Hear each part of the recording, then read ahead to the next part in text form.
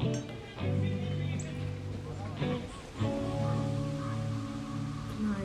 Bugün Palermo'dayım. Bugün ilk günüm ve şimdi hazırlanıyorum. Bu arada eğer İtalya'da maskara alacaksanız,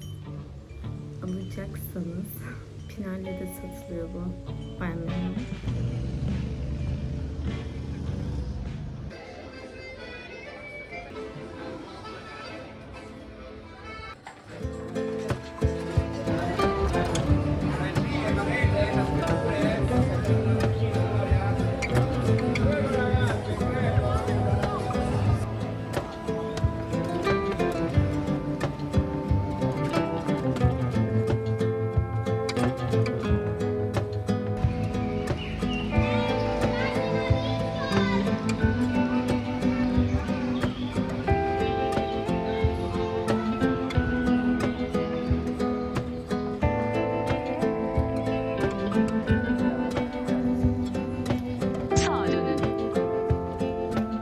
İlk defa Sicilya'ya geldim ben ve İtalya'nın kuzeyi ve güneyi arasında çok fark var. Başka ülke gibi derlerdi.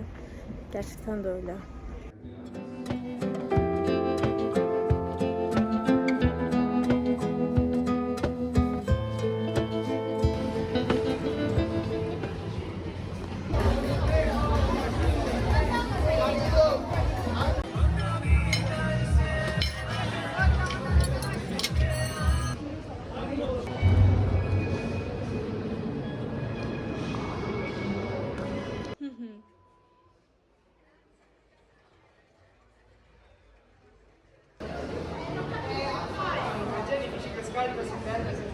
Ay çok güneş var ama az önce gösterdiğim yerde kadın o kadar tatlıydı ki yani gerçekten 15 dakika falan, ay yüzüm çok parlıyor. Yani 15 dakika falan sohbet ettik ve hani ve kadın böyle o kadar sevimliydi, o kadar tatlıydı ki buradayken yapabileceğim şeyleri falan söyledi. Şu tiyatroya git, şuraya git, şurada tatlıya falan filan diye çok tatlıydı. Ya böyle lokal insanlarla tanışınca çok mutlu oluyorum. Bir de özellikle İtalyanca konuşunca hani böyle merak ediyorlar, soruyorlar falan, çok hoş oluyor.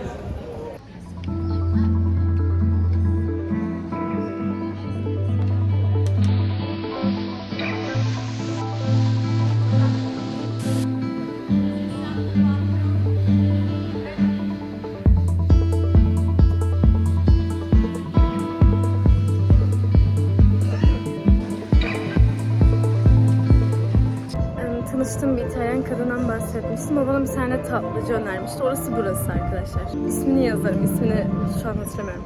S'li bir şey. Gerçekten çok lezzetliydi ve porsiyon olarak çok büyüktü.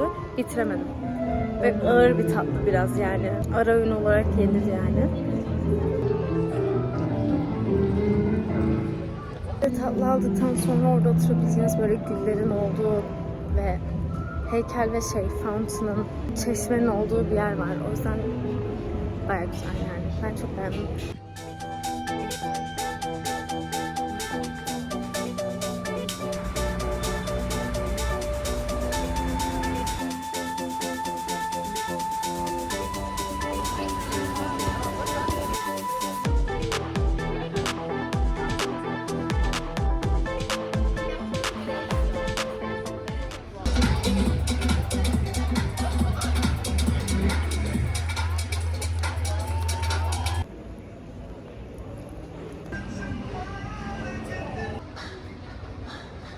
Palermo ikinci gün ve bugün Cefalo'ya gideceğim.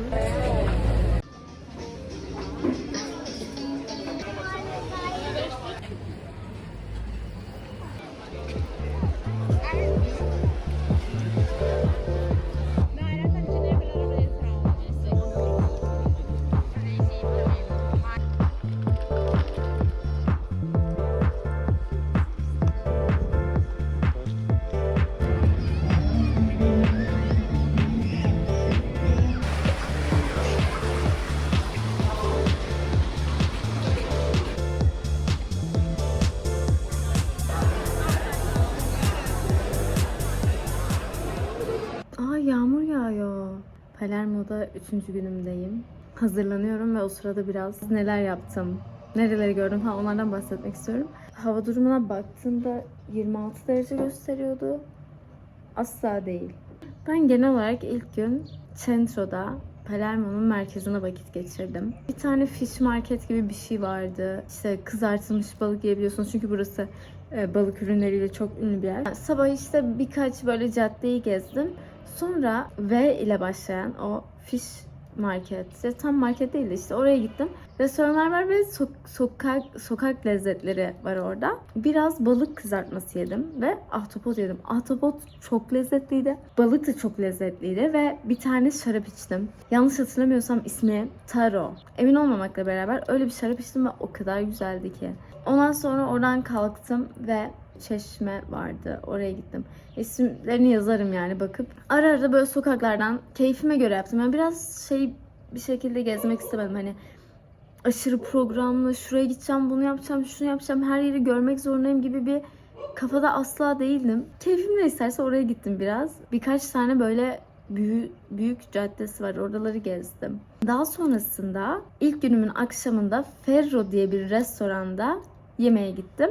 Küçük bir yer aslında ama fancy görünüyor. Yani biraz daha böyle hani güzel bir restoran, biraz daha elit bir restoran diyebilirim. İçi biraz küçüktü yani ama kalabalıktı. Bayağı kalabalıktı yani tüm masalar doluydu. Ve burayı şeyden bulmuş bu arkadaşım. Cosmopolitan dergisinin hani kadın şefleri olan restoranlarla ilgili bir yazı okumuş ve burayı bulmuş. O şekilde gittik ve çok güzeldi. Ben Buziate, yanlış hatırlamıyorsam veya yanlış söylemiyorsam öyle bir makarna yedim. İçinde deniz kabukları, vongole deniyor. Telaffuzunu umarım doğru söylüyorumdur. Başka asparagus, limon vardı biraz. Bir tane bir ürün var. Barota mı? Hayır, Borteka gibi bir şey ismi. Ve o içinde vardı. İlk defa denedim hayatımda. O da şeymiş, balık yumurtalarının havyar değil, havyardan farklı bir şey. Balık yumurtalarının rendelenmiş hali. Nasıl yapılıyor bilmiyorum. İkinci günümde sabah biraz geç kalktım. Mercato Ballaro diye bir yere gittim. Orası da böyle pazar yani bildiğiniz. Pazar standları var. Meyve sebze var. Suvenir var. Galiba bir kısmında böyle sokak lezzetleri de var ama ben o kısmına gidemedim. Oraya gittim, sonra benim trenim vardı. Ona da hani önceden varmak istiyordum tren istasyonuna. Çünkü yakalayamayacağım stresi çok fazla bence. Yani hiç sevmiyorum onu. Hiç sevmiyorum ama sürekli de yapıyorum yani neyse. Tren istasyonuna gitmem gerekiyordu. Oradan Cefalo'ya gittim. Denizi çok güzeldi. Yani biraz soğuktu işin aslı ve benim arkadaşlarım giremedi işin aslı. Berrak bir su, mavi bir su. Çok hoşuma gitti ve dümdüzdü. Hani gerçekten çok beğendim. Ama Cefalo bayağı küçük bir yer bu arada. Hani sadece denize girip de dönülebilir. Eğer çok merkezinde dolaşayım modunda değilse bile bence direkt sadece denizi görüp gidebilir yani. Tek bir hani katedral vardı. İçinde ünlü mozaikler var. Onu görmek için katedrale gittim. Güzeldi. Sadece yakınına gidemedim. O sırada bir şey vardı orada. Mozaiklerin olduğu kısma yürünmüyordu. O yüzden uzaktan gördüm mozaikleri. Hoş yani gerçekten güzel. Akşam güneş batımı çok güzeldi. Yani bence Cefalo'ya gidiliyorsa o güneş batımı izlenmeli. Çok güzel, çok romantik. Gerçekten çok romantik. Gitmelisiniz. Ve yanındaki restoranlar kötü değil yani. Hani belki en ünlü restoranları değildir. En iyi restoranları değildir Cefalo'nun. Gün batımı izlemeye değer mi? Değer bence. Belki tepede başka restoranları vardı ama bakmadım pek. Fark etmedim yani. Ben orada kaç saat geçirdim? 6 saat falan geçirdim. Fazlaydı bile bence. Sadece sahilde durup denizde yüzeyim istiyorsa bile daha fazla kalınır. Tüm gün de kalınır. Ve şimdi 3. gündeyiz. Bugün nerelere gideceğimi tam bilmiyorum. Sadece ilk başta Porta Nuova'ya gideceğimi biliyorum. Ondan sonrasını düşünmedim. Düşünmek istemiyorum. Hiç acele edemem. Hiç strese kendimi sokamam. Yani stress free bir gezme yaşamak istedim. Anlatabiliyor muyum? Palermo hakkında fark ettiğim şeyleri söyleyeyim. Palermo Napoli'ye çok benziyor. İnsanlar, şehrin vibe'ı. Hani hatta bir tane cadde var. O caddeyi gördüğümde şey oldum. Bir dakika yani bu Napoli'de de var oğlum. Birinci günümde bir tane cannolo. Birinci günümde bir tane cannolo yedim. Bu en ünlü olanı var bir tane. Ya bunları gösterdim ben. Bunları çekmiş olmam lazım ama hatırlamıyorum. Gerçekten çok güzeldi. Hatta tekrar gidebilirim yani oraya. O kadar güzeldi ama çok büyüktü. Ben bitiremedim. Bir de dün akşam bir tane şarap yeri vardı. İsmi Dal Barone. Sabah oradan ben geçmiştim ve şey olmuşum ya, aşırı sakin. Nasıl 4.9 rating alabiliyor Google Maps'te, öyle görünüyordu. Bu nasıl olabilir dedim yani. Sonra dün akşam geçerken o kadar kalabalıktı ama o kadar tatlı bir yer ki. Kendi bir tane şarapları var. Rose. Gerçekten çok başarılıydı. Yani çok beğendim. Pub crawl gibi bir etkinlik vardı. Öyle turlar bulunabilir. Ve sadece Palermo için değil, başka yerler için de. Hem yeni insanlarla tanışmak için hem şehri görmek için. Çok kalabalıktı ve buranın gece hayatının olduğu yerleri gezdim, gördüm. Çok kalabalık, çok dinamik, çok fazla sevgili var burada. Herkes aşk yaşıyor. Hani burası bir aşk şehri. Hani Paris'e falan derler ya, hani aşk, böyle romantizm, romantik. Hayır, değil. Gerçekten değil. Yani burası herkes aşık. Herkes aşık. Ben buraya gelirken hava durumuna baktığımda ya 26 derece ve böyle güneşi gösteriyordu. Ben dedim ki çok sıcak olacak herhalde. Yani değil yani, soğuk.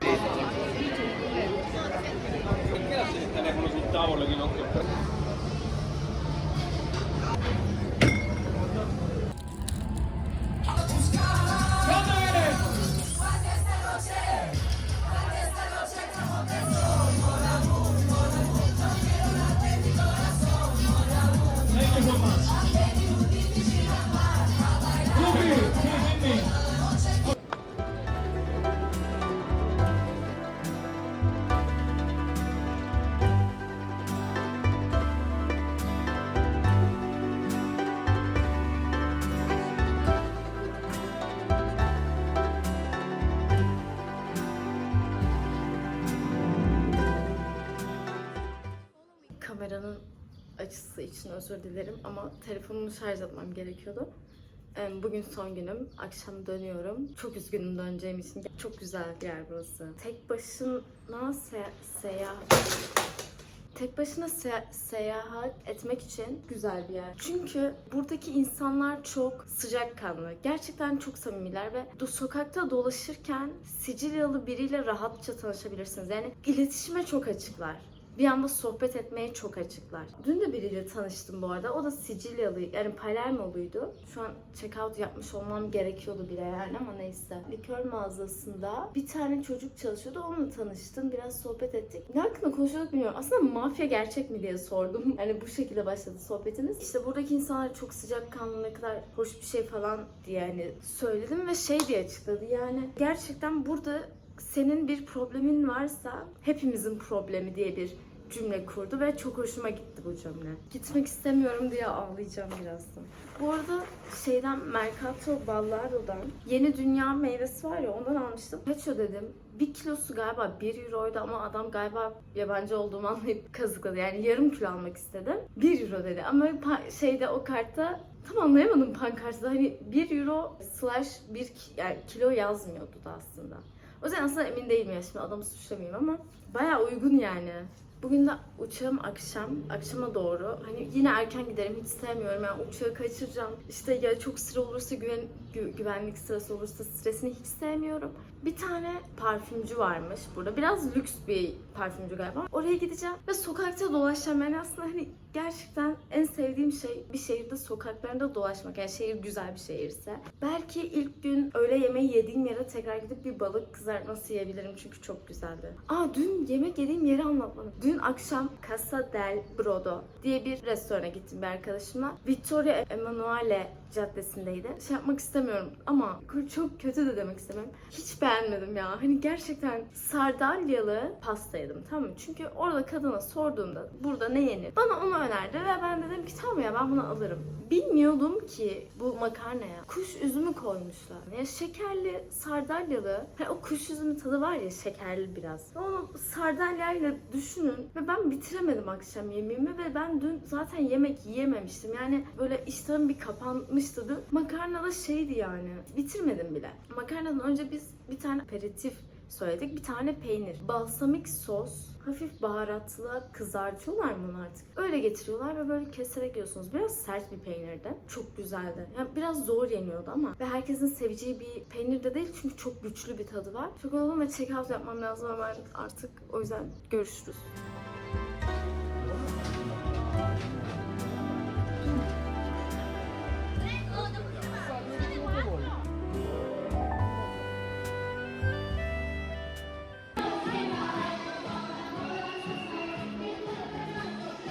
Hayır, bir de bugün o kadar sıcak ki hava.